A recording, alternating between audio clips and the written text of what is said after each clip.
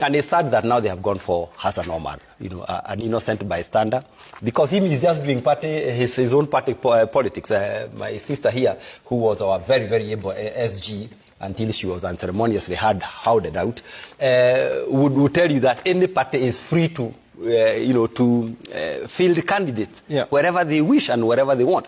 So, but Hassan Omar is not really the real architect of this. Mm-hmm. Actually, they are shooting the messenger.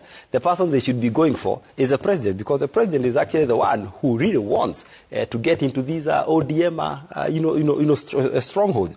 And that's why you can see none other than a CS, coming out in public. It was very shameful to see Joho adorning a ODM colors and being able, being out there like a normal activist and talking about, I don't know, come and buy, those sort of things. So ODM is made its bed, is now lying on it.